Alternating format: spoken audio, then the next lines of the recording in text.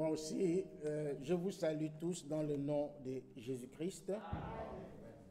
Et je vous souhaite également toutes les riches bénédictions de notre Seigneur ce soir. Il a dit que là où 2 ou 3 sont rassemblés à mon nom, je suis au milieu d'eux. Et nous croyons qu'il est au milieu de nous ce soir. Nous saluons également tous nos bien-aimés frères qui nous suivent en ligne. Que le Seigneur soit avec eux. Nous avons lu dans Psaume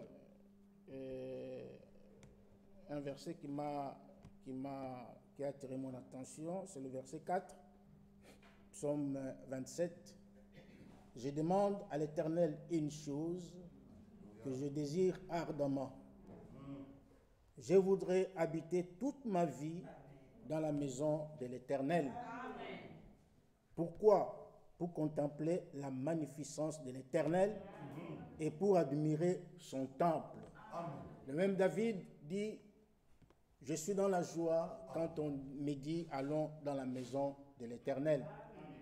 Nous devons être dans la joie, lorsque nous venons dans la maison de notre Seigneur, parce que nous y venons pour écouter la parole de Dieu, recevoir de lui ses instructions qui nous font du bien, qui nous aident à nous préparer, parce que son retour est vraiment imminent.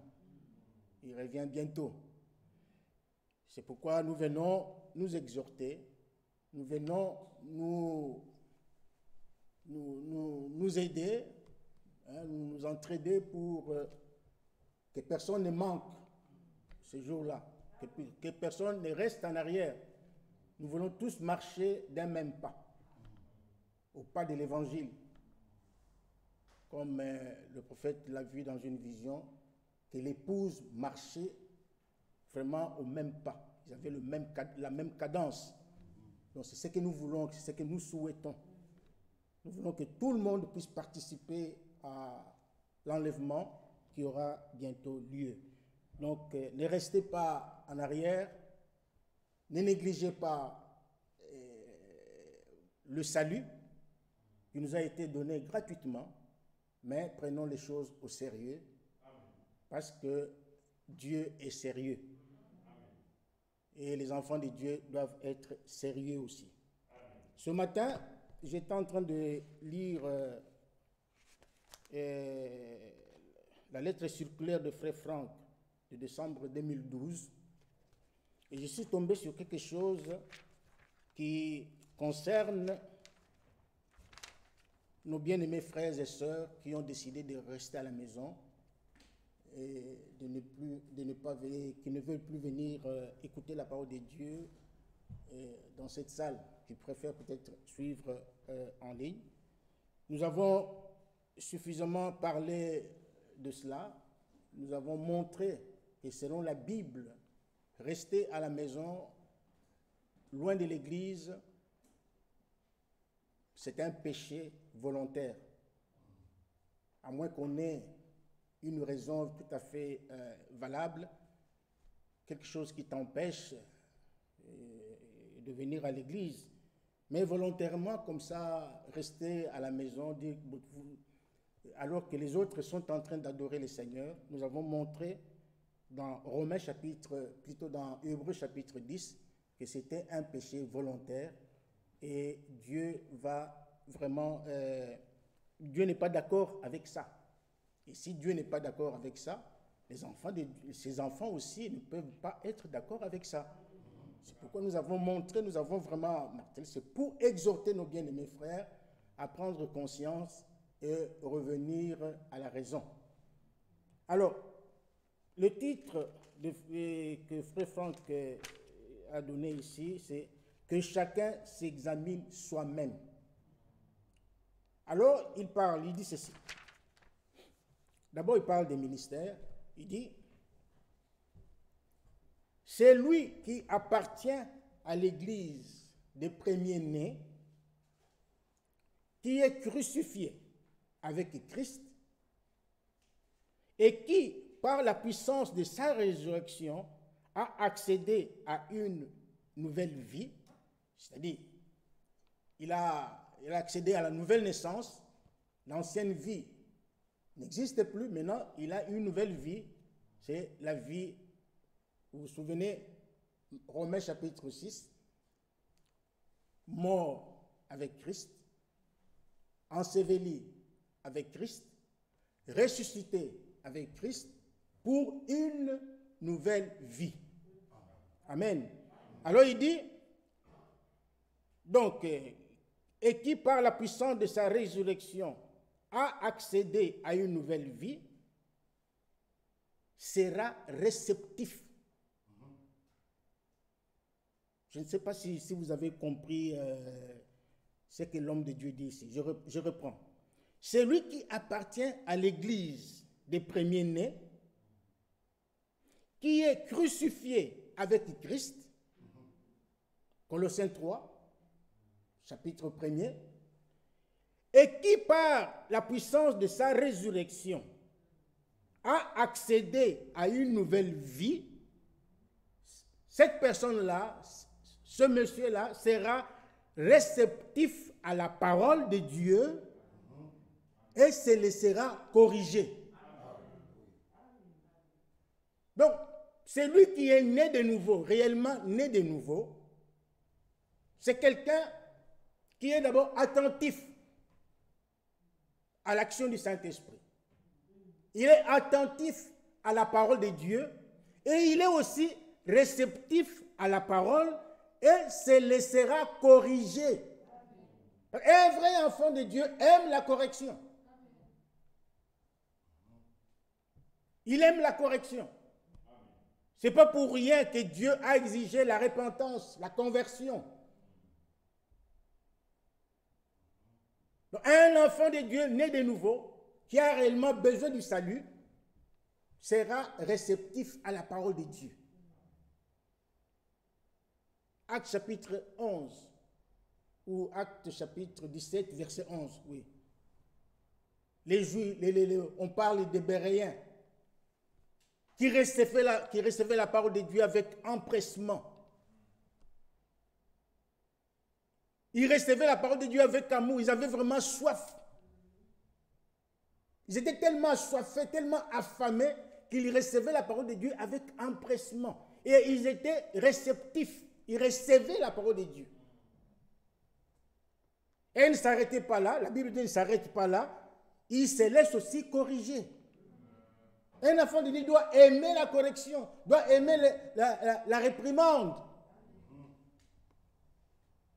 Quand vous avez fait quelque chose de faux, que ce soit en parole ou en œuvre, on vient pour vous montrer que c'est faux ce que vous avez fait ou dit. Mais vous, avec joie, vous devez l'accepter. Vous devez accepter la correction. Amen. Alors il continue, frère Franck continue, il dit, Dieu a établi les ministères dans l'Église pour son édification, pour le perfectionnement des saints en vue de l'œuvre du ministère. Éphésiens 4, 11 à 16. Maintenant il continue, il dit, en lisant 1 Corinthiens 12, du verset 4 au verset 11, nous constatons que les 9 dons de l'Esprit servent également à cet effet. Donc, c'est-à-dire à l'édification. Frère Michel a martelé là-dessus il y a quelques jours, quelques semaines. Donc, les 9 dons spirituels sont aussi importants dans l'Église. Parce qu'ils servent à l'édification du corps de Christ. C'est pour notre bien. Alors, il continue, il dit, maintenant, depuis le verset 12 jusqu'au verset 26, donc dans 1 Corinthiens chapitre 12, l'accent est mis sur l'unité absolue des membres du corps de Christ. Et du verset 27 jusqu'au 31, donc là, il est en train de décortiquer 1 Corinthiens chapitre 12. Il dit, l'Église, en tant que corps de Christ, dans laquelle Dieu lui-même a établi des apôtres, des prophètes, des docteurs, etc., est mise une fois encore en évidence. Maintenant, saisissez bien ceci, il dit, Celui qui ne respecte pas cela est spirituellement aveugle. Celui qui ne respecte pas l'ordre que Dieu a établi dans son Église. Dieu a établi des ministères. Dieu a établi des dons spirituels. Celui qui ne le respecte pas, il est spirituellement aveugle et il est un diffamateur et un contempteur. Arrêtons-nous un peu là. Lisons Nombre chapitre 16. Nombre chapitre 16. Dans Nombre chapitre 16, nous n'allons pas tout lire, vous pouvez lire à partir du verset 16, vous connaissez d'ailleurs l'histoire. Ici, il s'agit d'un groupe de rebelles, des gens qui s'étaient révoltés contre Moïse. Moïse était un serviteur de Dieu confirmé par Dieu lui-même. Il était établi par Dieu lui-même. Mais il y avait un groupe de gens qui étaient aussi enfants d'Israël, qui étaient aussi des Juifs, mais qui s'étaient révoltés contre Moïse, qui s'étaient rébellés contre Moïse. Il y avait Corée, il y avait Dathan, il y avait aussi Abiram. Ils avaient formé tout un groupe pour se révolter contre Moïse. Alors, il y a eu une sorte de combat entre eux. Maintenant, Dieu qui a toujours confirmé sa parole, Dieu qui a toujours confirmé ses serviteurs, les convoque devant la tente d'assignation pour leur parler. Alors, ils arrivent là, vous pouvez lire le reste à la maison, mais nous allons lire le verset 28. Moïse dit: à ceci, vous connaîtrez que l'Éternel m'a envoyé pour faire toutes ces choses et que je n'agis pas de moi-même. Alléluia. Un homme que Dieu appelle au ministère n'agit pas, ne sert pas Dieu de son propre chef. Il est sous la conduite du Saint-Esprit. C'est Dieu lui-même qui prend soin de lui. C'est Dieu lui-même qui bénit son ministère. Il ne parle pas de son propre chef. Il n'est pas arrogant. Il ne divise pas. Un vrai ministre qui vient de Dieu ne peut pas diviser l'Église. Ne peut pas diviser le peuple de Dieu. Vous voyez?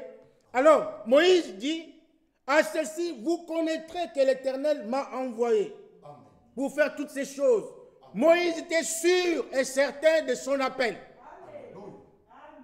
Il savait qu'il avait appelé. Il connaissait Dieu. Il était sûr, il était convaincu que Dieu l'avait appelé au ministère. Maintenant, il devait relever maintenant le défi de Corée, Dathan et Abiram et les autres. Maintenant, le verset 29. Moïse, toujours qui parle, il dit: si ces gens meurent comme tous les hommes meurent, s'ils subissent les sorts communs à tous les hommes, ce n'est pas l'Éternel qui m'a envoyé. Vous voyez? Ce n'est pas l'Éternel qui m'a envoyé. Donc, ils doivent mourir d'une mort spéciale. Alors, le verset 30. Mais si l'Éternel fait une chose inouïe, si la terre ouvre sa bouche pour les engloutir avec tout ce qui leur appartient, et qu'ils descendent vivants dans le séjour des morts, vous saurez alors que ces gens ont méprisé l'Éternel. On ne se moque pas de Dieu.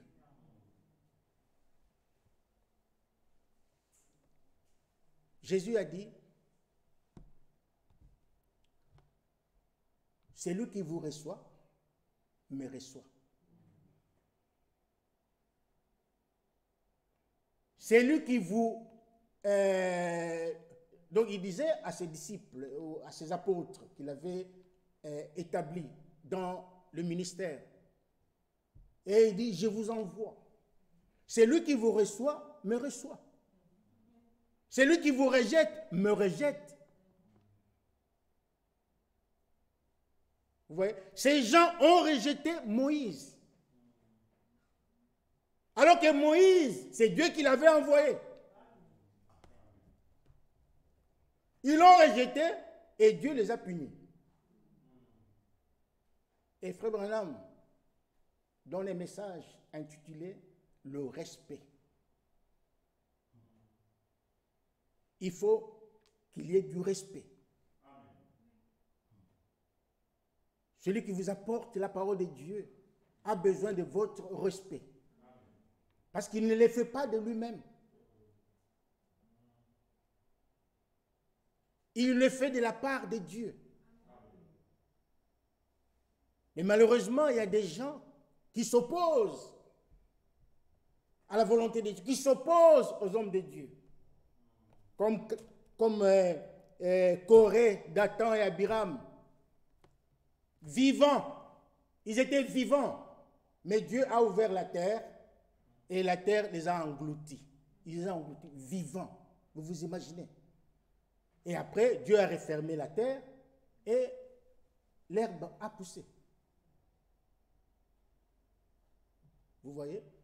Donc, qu'il y ait, ça c'était une parenthèse, mais ce que je voulais vous lire dans cette citation de frère Franck, maintenant c'est ce qui concerne nos frères qui veulent rester à la maison. Nous avons beau parler ici, nous avons martelé sur le péché volontaire, mais les gens continuent à faire la sourde oreille. Les gens continuent de négliger la parole de Dieu, de mépriser l'église du Dieu vivant. Ils continuent à rester à la maison. Maintenant, frère Franck dit ceci. Suivez bien. C'est lui qui se sépare de l'église. L'autre fois, nous avons lu, si vous vous rappelez, nous avons lu dans la lettre circulaire numéro 22, où frère Franck montre le péché volontaire, parle du péché volontaire. Rester loin de l'église, rester loin du service divin. Il a montré que c'est mépriser Dieu, c'est mépriser l'œuvre de Dieu. Alors il dit, celui qui se sépare de l'église tombe sous de mauvaises influences. Le fait de se séparer de l'église. Tu dis, non, moi je veux rester à la maison, je veux suivre à la maison. Un frère me l'a dit au téléphone. Je dis, mais frère, pourquoi tu ne viens pas à l'église? Je lui dis, frère, non, moi je préfère rester à la maison. Ok. Maintenant il dit, celui qui fait cela tombe sous de mauvaises influences. Comprenez carrément que, de quelle influence s'agit-il? C'est l'influence du diable. C'est clair. Car il n'y a que deux esprits. Il n'y a que deux esprits qui conduisent les hommes sur la terre. Ou c'est l'esprit de Dieu qui te conduit, ou c'est l'esprit du diable. Mais si c'est l'esprit de Dieu, si c'est l'esprit de Dieu qui te conduit, il te conduira, nous l'avons toujours dit, dans toute la vérité. Dans la parole de Dieu. Mais c'est lui qui est conduit par l'esprit du diable. Il le conduira dans la désobéissance, dans la résistance.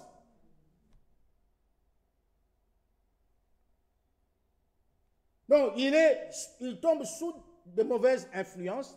Il continue, il dit, l'esprit, c'est-à-dire l'esprit de Dieu, ne peut plus parler à une telle personne. Est-ce que vous comprenez cela? Donc, celui qui reste à la maison, volontairement, l'homme de Dieu dit ici, l'esprit, avec grand E, le Saint-Esprit, ne peut plus parler à une telle personne. Donc, Dieu ne peut plus lui parler. Donc, il a perdu tout contact avec le ciel. il a perdu la communion avec Dieu. Il peut être là à la maison, il suit en ligne, il écoute, mais il ne comprend rien. Dieu ne peut plus lui parler. Donc ne restez jamais à la maison, mes frères et sœurs. Il continue, il dit, donc, elle ne peut plus parler à une telle personne qui, par conséquent, marche dans ses propres voies. Voilà pourquoi Dieu ne peut pas lui parler, parce qu'il marche dans ses propres voies. Il ne suit plus la voie de Dieu. Dieu a tracé une voie pour ses enfants, mais lui, il n'est plus dans cette voie-là. Il marche selon ses propres voies. Et il continue, il dit quelque chose de merveilleux. Il dit, le Seigneur ne marche pas en dehors du chandelier. Le chandelier, ici, le chandelier représente l'Église. Donc cela veut dire que le Seigneur ne marche que dans son Église. Il ne marche pas en dehors de l'Église. Parce qu'il sait que c'est là, c'est à l'Église qu'il a communion avec ses enfants. C'est là qu'il a communion avec ses enfants, comme nous l'avons lu dans Psaume 37.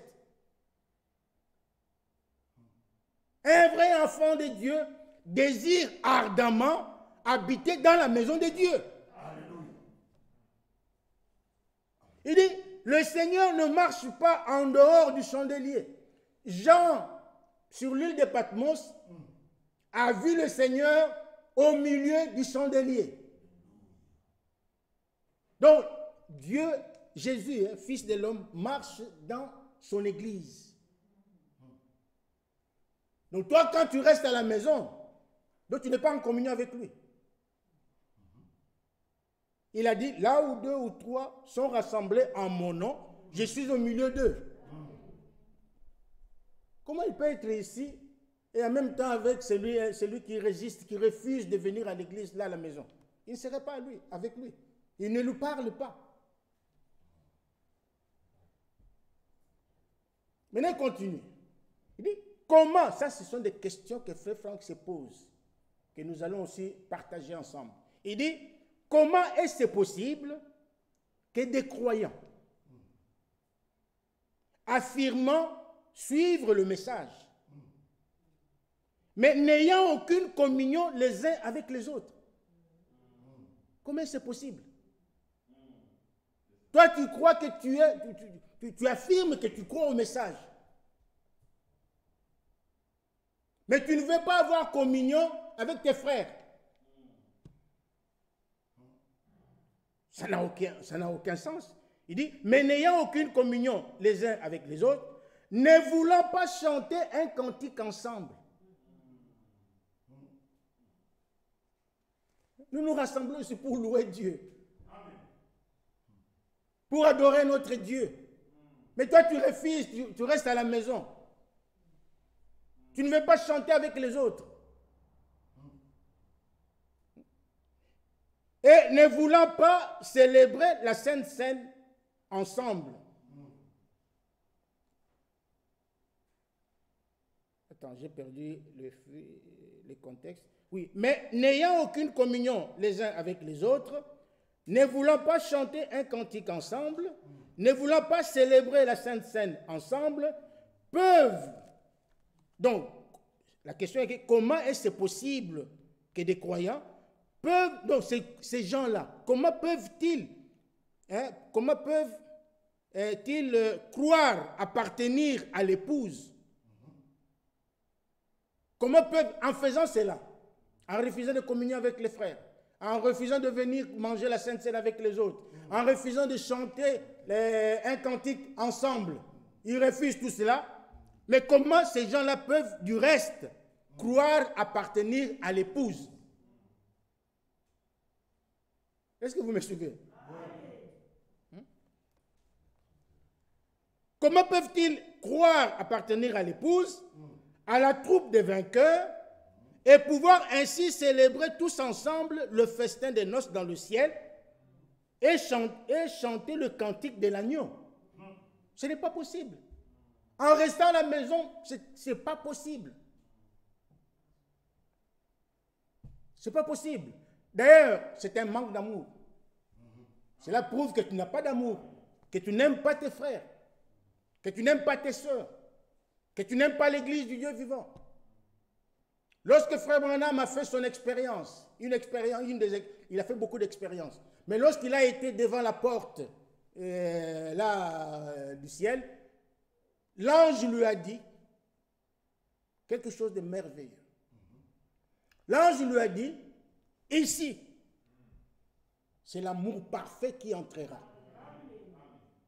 Mais remarquez une chose, l'ange ne lui a pas dit que c'est quand tu entreras ici, là-dedans, que tu auras l'amour parfait. Non, non, non, non, non, non. Il a dit, c'est l'amour parfait qui entrera. Donc cela veut dire que déjà sur la terre, nous devons avoir l'amour divin. Nous devons déjà expérimenter l'amour de Dieu ici-bas sur la terre. C'est ce que Frère Franck essaie d'expliquer ici. C'est ici que nous devons communier ensemble, sur la terre. Que nous devons manger la Sainte Seine ensemble. Que nous devons ensemble chanter un cantique pour notre Dieu, ici sur la terre. C'est une exhortation qui nous concerne tous. Qui nous concerne tous. Tu peux venir ici régulièrement. C'est bien, c'est une bonne chose. Mais un jour, tu te dis, ah, je suis fatigué. Je ne vais pas aller à l'église aujourd'hui, je vais suivre en ligne. Je suis fatigué. Le corps est fatigué. Tu es fatigué, mais tu n'es pas malade. Tu n'es pas malade.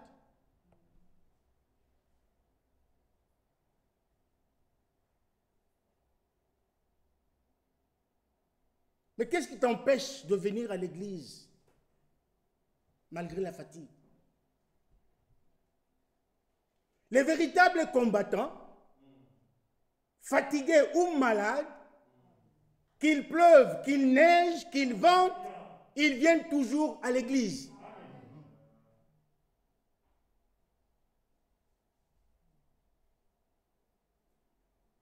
Parce que lorsque nous venons à l'église, la Bible dit que ceux qui se confient en l'Éternel renouvellent leur force. Si nous sommes malades, nous appelons l'ambulance. Ou bien nous nous efforçons pour aller à l'hôpital. C'est tout à fait normal, je suis malade, je dois aller à l'hôpital. Mais l'hôpital ne guérit pas. L'hôpital ne guérit pas. Celui qui guérit, c'est Jésus-Christ. Psaume 103, verset 3 dit, « Je suis l'Éternel qui pardonne tes iniquités et qui te guérit de toutes les maladies. » On va à l'hôpital, mais on refuse d'aller à l'église. Ça n'a pas de sens. À moins que vous soyez vraiment dans l'incapacité de marcher, tout ça. Mais si vous êtes malade, moi en venant ici, j'avais une sorte de grippe qui m'attaquait déjà. Je pouvais aussi me dire que bon, comme j'appelle Frère Michel, et en tout cas je ne saurais pas venir ici parce que je ne me sens pas bien. Je dis non, je vais aller servir Dieu. Mais je monte ici, c'est parti. C'est parti.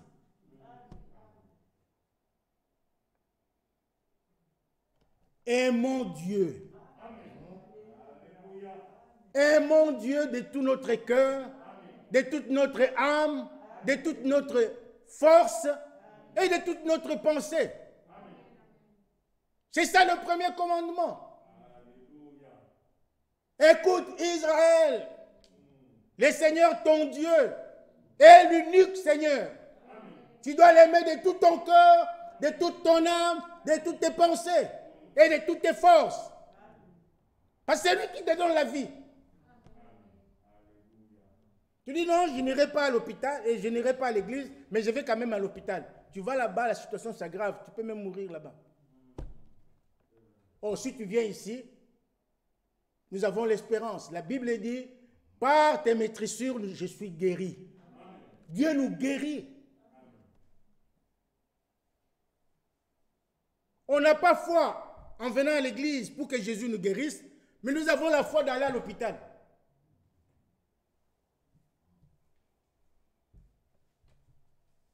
C'est pas normal, hein? C'est pas normal. C'est pas normal. Que Dieu nous aide à comprendre ces choses. C'est pas normal. Mais ce n'était pas ça mon sujet de ce soir. Ça, nous avons fait une parenthèse en parlant de la lettre circulaire. Mais mon sujet de ce soir, nous le trouvons dans Colossiens chapitre 3. Colossiens chapitre 3, versets 18 à 21. Femmes, que chacune soit soumise à son mari, comme il convient dans le Seigneur.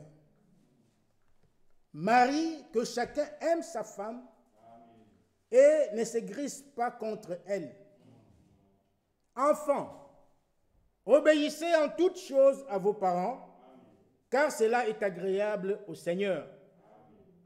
Père, n'irritez pas vos enfants de peur qu'ils ne se découragent. Ça c'est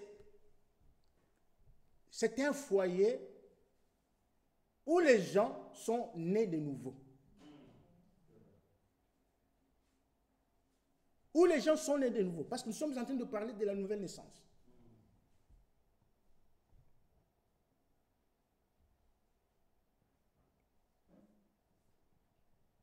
La nouvelle naissance doit aussi entrer dans nos foyers.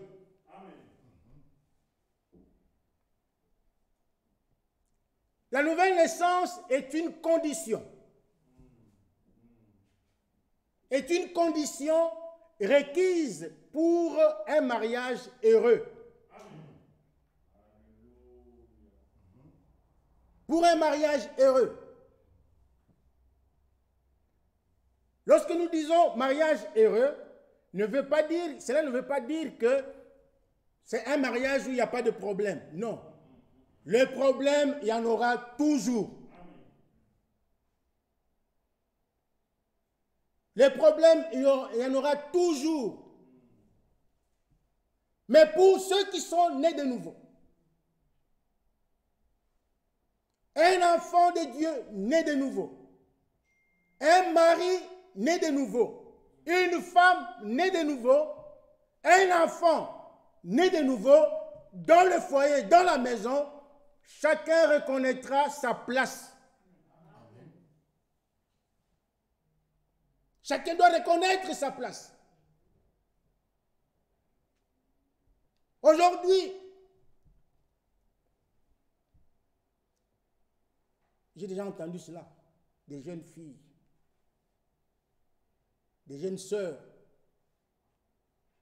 à cause de telle ou telle personne, à cause de son mauvais comportement, le mauvais comportement de tel ou tel. Aujourd'hui, les jeunes filles ont un langage, malheureusement, qui n'est pas biblique. Disent, moi, je ne me marierai pas. Moi, le mariage, je n'en ai pas besoin.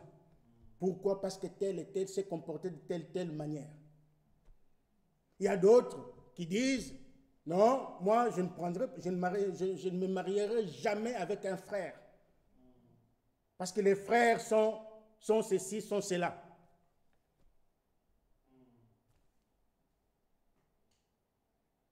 Et aujourd'hui, s'il y a beaucoup de problèmes dans le foyer, c'est par manque de la nouvelle naissance. Amen. C'est par manque de la nouvelle naissance. Une véritable femme, fille de Dieu, née de nouveau, doit reconnaître sa place dans le foyer, dans le mariage. Et Dieu a mis chacun à sa place. Dieu a établi un ordre dans le mariage. La nouvelle naissance doit être donc la base même de chaque mariage, de chaque foyer. Une fille de Dieu née de nouveau doit obéir, doit être soumise à son mari. Et dans Éphésiens, il est dit, soumise en toutes choses.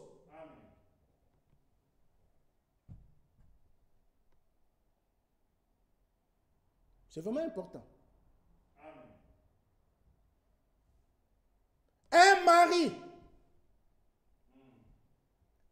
un véritable fils de Dieu, né de nouveau, doit aimer sa femme comme Christ a aimé son Église.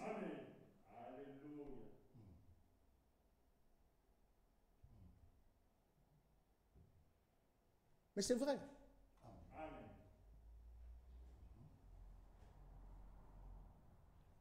Parce que là, nous sommes en train de parler, nous sommes entrés dans un mariage, dans un foyer où tout le monde est baptisé dans l'eau.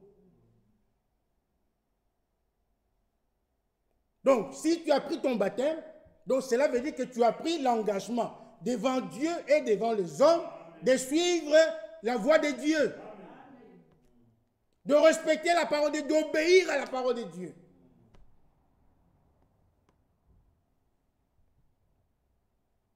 Un enfant qui a été baptisé dans l'eau, la Bible dit qu'il doit se soumettre à ses parents.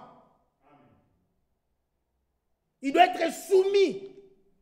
Les gens n'aiment pas beaucoup ce genre de prédication. Mais c'est la parole de Dieu. Enfants, obéissez. Allons dans Éphésiens chapitre 5. Éphésiens 5. Commençons verset 22. La Bible dit, femme, que chacune soit soumise à son mari comme au Seigneur. Il n'y a pas d'amen, hein? Vous êtes fâchés. Oui, si tu es marié, tu es né de nouveau, mais tu dois accepter la parole de Dieu. Car le mari est le chef de la femme.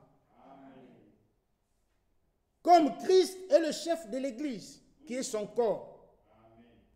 Et dont il est le sauveur. Or, de même que l'Église est soumise à Christ, les femmes aussi doivent l'être à leur mari en toutes choses.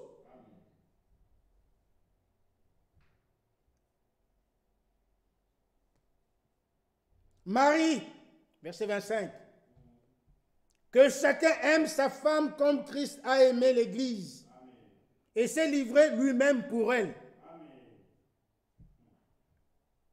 C'est là que nous allons voir qui est né de nouveau et qui ne l'est pas. Dimanche, frère Franck a commencé par dire combien sont nés de nouveau, combien se sont repentis, combien se sont convertis.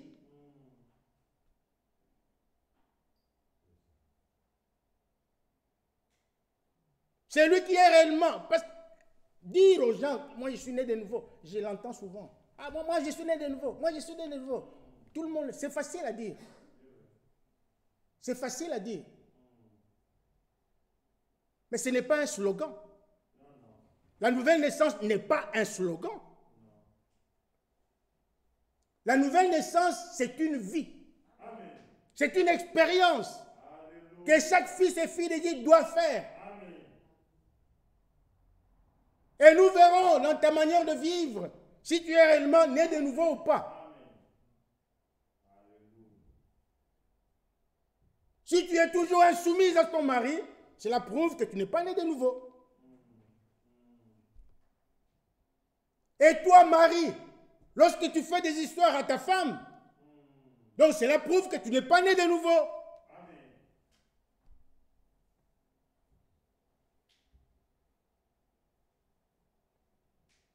Et toi, enfant, dans la maison de tes parents, lorsque tu es désobéissant, c'est que cela prouve que tu n'es pas né de nouveau.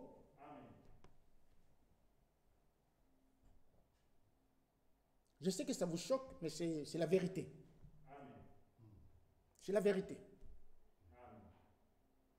Frère Branham dit, s'il y a un lieu, un endroit où l'on doit dire la vérité, c'est à la chair. C'est ici à la chair. C'est ici à la chair qu'on doit vous dire la vérité.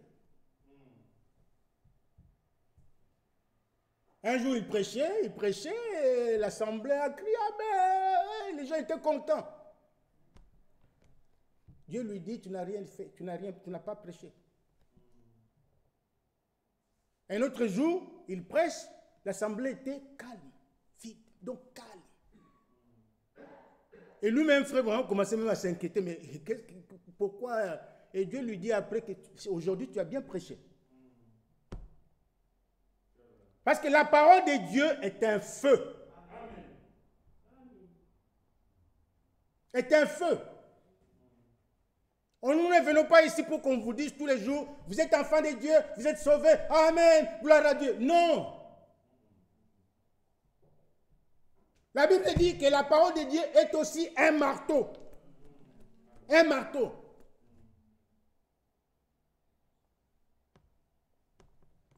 Aujourd'hui, beaucoup de mariages, beaucoup de frères et de sœurs divorcent par manque de la nouvelle naissance. Ou soit l'homme est né de nouveau et la femme ne l'est pas. Ou soit c'est la femme qui est née de nouveau et l'homme ne l'est pas. Ou alors les deux ne sont pas nés de nouveau.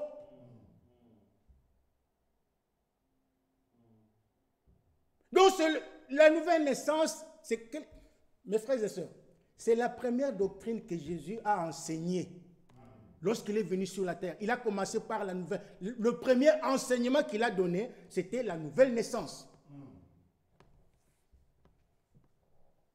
Et il dit, sans la nouvelle naissance, il dit à Nicodème, personne n'entrera dans le royaume de Dieu. Personne. Il faut naître de nouveau. Il faut expérimenter la nouvelle naissance, la vraie nouvelle naissance.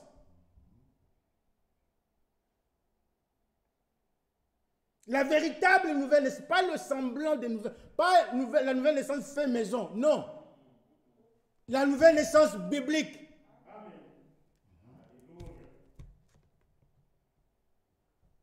De telle manière, quand Dieu te voit, il dit, oh, mon fils est prêt.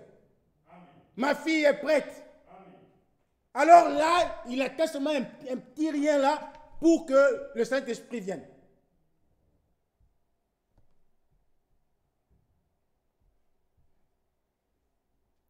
Vous voyez?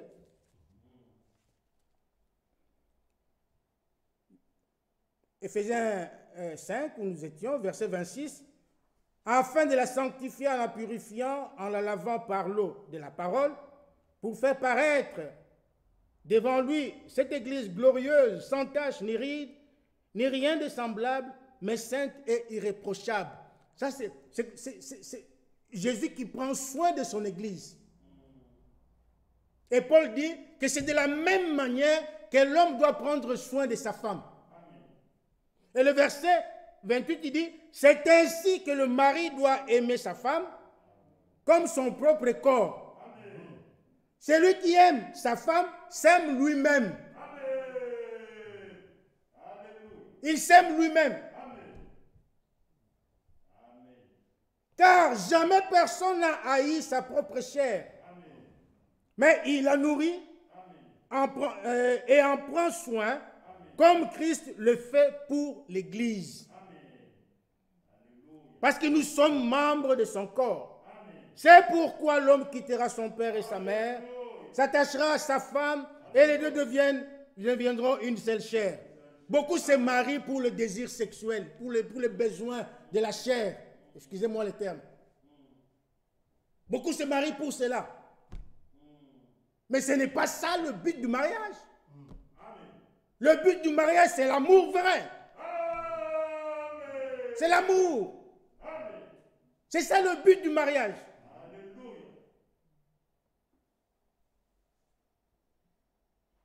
C'est pourquoi vous, mes jeunes sœurs, mes jeunes frères, vous qui voulez vous marier, s'il vous arrive de marier, d'abord, il faut aimer le mariage. Il faut aimer le mariage.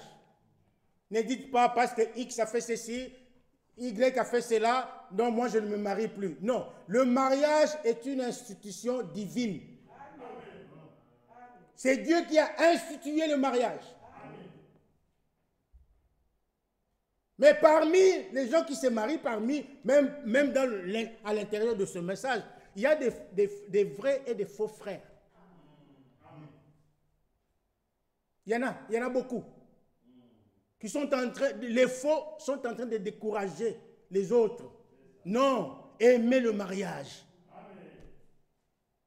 Paul a prêché sur le mariage. Que Dieu nous aide à comprendre ces choses. Alors je disais que mes jeunes frères, mes jeunes sœurs, avant de vous marier, vous devez beaucoup réfléchir. Vous devez faire le bon choix. Et surtout, vous devez beaucoup prier. Je peux vous lire ça. Hein? Le choix d'une épouse. D'ailleurs, je vous recommande cette brochure. Le choix d'une épouse. Lisez cela. Il y a beaucoup de bonnes choses là-dedans. Ce sont nos trésors. Dieu a envoyé un prophète pour nous montrer comment on doit se marier. Il dit ceci, je vais lire quelques passages. Au paragraphe 24, il dit ceci. Il y a un autre choix à faire, parce qu'il a expliqué le choix, il a dit beaucoup de choses. Maintenant, il dit, il y a un autre choix à faire dans la vie. C'est celui de son compagnon pour la vie. Un jeune homme ou une jeune femme qui entre dans la vie, il lui a été donné un droit de faire un choix. Le jeune homme choisit, la jeune femme a le droit d'accepter ou de refuser. Mais c'est toujours un choix de deux côtés. Tous les deux, hommes et femmes, ont le droit de choisir. Qu'on ne vienne pas avec terrorisme, vous terrorisez, non. Chacun est libre de faire son choix. Maintenant, plus loin, il dit, maintenant, c'est une chose sérieuse quand nous choisissons une femme, un homme. Parce que le vœu reste valable jusqu'à ce que la mort nous sépare. C'est comme cela que nous devrions le garder. Et vous faites ces vœux devant Dieu, que seule la mort vous séparera. Un homme ayant toute sa tête, donc il y a sa tête sur les épaules, et qui planifie un futur, devrait choisir cette femme très soigneusement. Il ne faut pas choisir, il ne faut pas regarder à la beauté, à la corpulence. Hey, elle est ceci, elle est... Non, nous allons y arriver. Il continue de dire, soyez prudents dans ce que vous faites. Ça, c'est pour les jeunes, hein, qui ne sont pas encore mariés. Et une femme qui choisit un mari, donc la femme doit aussi choisir un mari, ou qui accepte le choix d'un mari, devrait être vraiment prudente dans ce qu'elle fait. Est-ce que vous me suivez? Spécialement en ce jour. En ce jour, nous sommes dans l'âge de la Odyssée. Un homme devrait penser et prier avant de choisir une femme. Pensez d'abord, prier. Parce que si vous faites un mauvais choix, vous allez aussi décourager les autres. Vous voyez? Et nous trouvons que si un homme a prié, et que si une femme a prié à ce sujet, il devrait regarder d'abord à Dieu et dire, Dieu, et ceci est ton plan. Vous comprenez? Il faut d'abord prier. Demandez à Dieu. Quelqu'un qui vient vous demander la main, ne vous précipitez pas pour de dire oui. Attendez, je veux prier. Moi aussi, je veux prier. Et tu vas devant le Seigneur, tu lui demandes, est-ce que c'est ton plan? C'est ce que le prophète dit ici. Est-ce que c'est ta volonté? Parce qu'il y a beaucoup d'aventuriers. Il y a beaucoup de frères aventuriers, même à l'intérieur de ce message. D'autres qui s'est fiancés 2 fois, 3 fois dans une même église. Ce sont des aventures que les gens font aujourd'hui. Et nous trouvons que si un homme a prié et que si une femme a prié à ce sujet, il devrait regarder d'abord à Dieu et dire, Dieu, est-ce que ceci est ton plan? Et n'est pas uniquement regarder à de beaux yeux ou à de solides épaules ou à quelque chose comme cela ou à d'autres attachements du monde.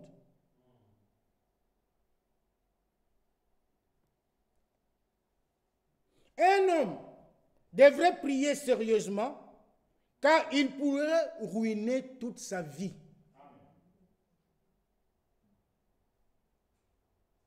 Il pourrait ruiner sa vie entière. Rappelez-vous que le vœu est jusqu'à ce que la mort nous sépare.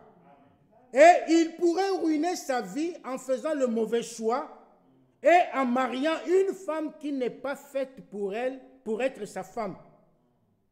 Voyez les dégâts que les hommes rencontrent dans leur vie. S'il est fait malgré tout, c'est sa faute. Tu ne veux pas prier, tu suis les beaux yeux de la femme, tu fais des choses à la hâte et puis demain ça se gâte. Le prophète dit, si il est fait malgré tout, c'est sa faute. Ça c'est pour l'homme. Il dit aussi pour la femme, si la femme prend un mari et sait qu'il n'est pas fait pour elle, alors c'est sa propre faute, sachant ce qui est juste et faux. Aussi, vous ne devriez pas le faire avant d'avoir prié consciencieusement.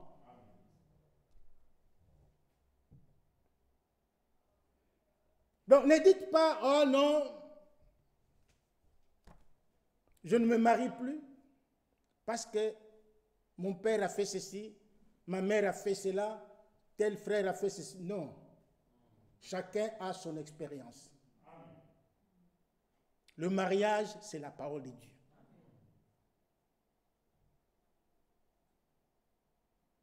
La première chose sur laquelle il faut se baser avant d'entrer dans le mariage, c'est la nouvelle naissance. Si nous pouvons continuer, vous allez voir, Frère Branham parle par exemple ici, peu importe si elle est jolie ou non, vous feriez mieux de regarder à son caractère, plutôt que de regarder si elle est jolie ou non. Il faut chercher, on épouse le caractère, on n'épouse pas la beauté, on n'épouse pas l'élégance. Ah, c'est un beau garçon, ah, il fait ses cheveux comme ça, ah, il s'habille comme ça. Non, ce n'est pas ça qui compte. Ce qui compte, c'est le bon caractère. Alors, quand on a épousé quelqu'un qui a un mauvais caractère, donc Frère Branham dit que c'est votre faute. Vous allez vous-même le regretter. Ça, ce sont des conseils divins. Nous allons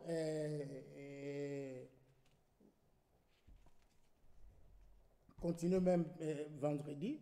Mais laissez-moi lire, il me reste encore, je crois, 5 minutes. Il dit, maintenant, parce que si un chrétien doit choisir une femme, il devrait choisir une véritable femme née de nouveau. Indépendamment de son apparence. C'est ce qu'elle est qu'il a fait. Amen. Le paragraphe 50, il dit, quand Dieu donne une femme à un homme, il lui donne la meilleure chose qu'il puisse lui donner, à part le salut. Mais quand une femme va pour essayer de prendre la place d'un homme, alors c'est la pire chose qu'il puisse y avoir. Si vous entrez tous les deux dans le mariage sur la base de la nouvelle naissance, alors vous serez heureux. Vous serez heureux. Cela ne veut pas dire, comme je l'ai dit au début, qu'il n'y aura jamais de problèmes. Il y aura toujours des problèmes, mais en tant qu'enfant de Dieu, né de nouveau, homme et femme, vous avez pour support la parole de Dieu qui va régler tous vos problèmes.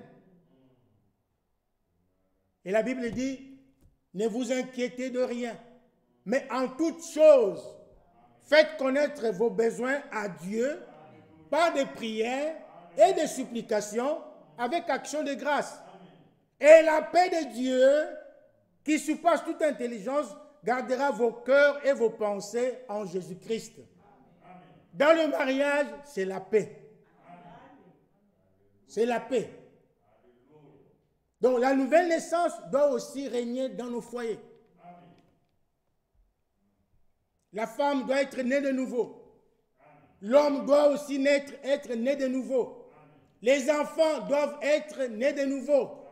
Quand il y a la nouvelle naissance dans la maison, c'est alors qu'il y aura une parfaite harmonie.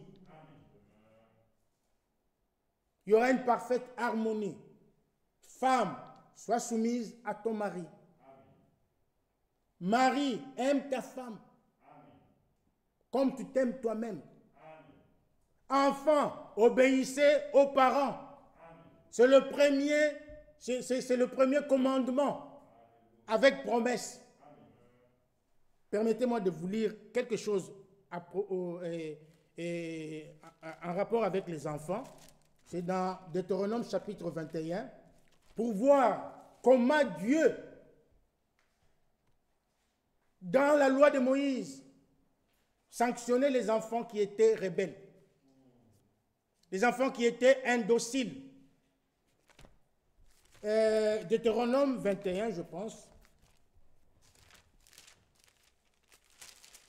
Deutéronome 21, oui.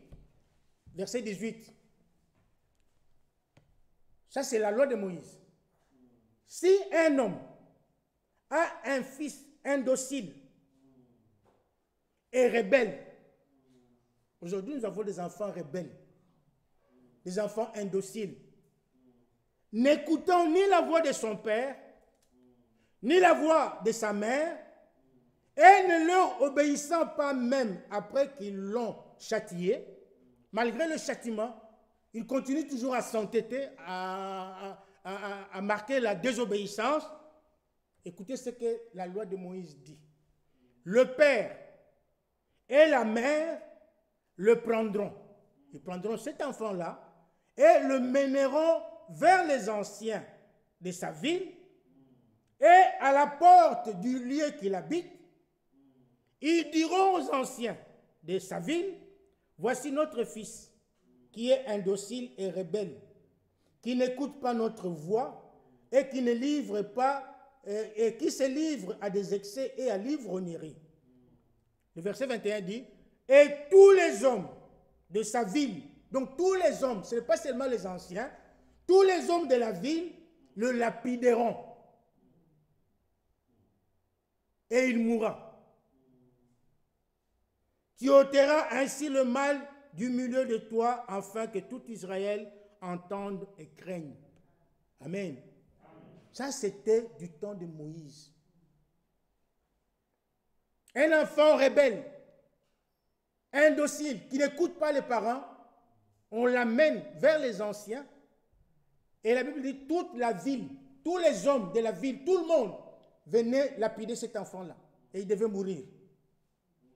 Vous allez dire, ah, Dieu, maintenant, Dieu est bon, on est sous la grâce. Non. C'est vrai que nous ne suivons plus la loi de Moïse, mais Dieu n'a pas changé. Dieu n'a pas changé. Il punit toujours les fauteurs. Il ne laisse jamais impuni celui qui a commis un péché. Si tu t'entêtes aujourd'hui, ok, c'est ton problème. Ok, entête-toi, fais tout ce que tu veux, mais sache qu'un jour, Ecclésiaste nous dit que Dieu t'appellera en jugement. Et la Bible dit, qui pose la question, qui pourra résister devant le jugement de Dieu? C'est une chose terrible que de tomber entre les mains de l'Éternel. Tu seras jugé à cause de cela. Et pour terminer, il y a un enfant au pays. Son père était prédicateur, comme je le suis. Et ils avaient l'église dans la parcelle, dans leur parcelle. Les frères venaient écouter, suivaient les cultes et tout ça, ils priaient. Et cet enfant, lui, restait dehors, là, donc devant la porte de la parcelle, dehors là. Les autres, son père et les frères et sœurs priaient à l'intérieur. Lui, il restait là, il faisait ses histoires, tout ça. Donc, un enfant vraiment désordonné. Il ne voulait pas écouter. Mais un jour, il a fait un accident terrible, là au pays. Un enfant, il est mort d'une mort vraiment étrange, compliquée. Et on a compris que c'est Dieu qui l'avait puni.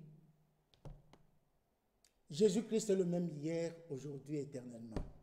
Aujourd'hui, il fait grâce, mais demain. Que Dieu vous bénisse. Nous allons nous lever pour prier. Frère Michel, prends.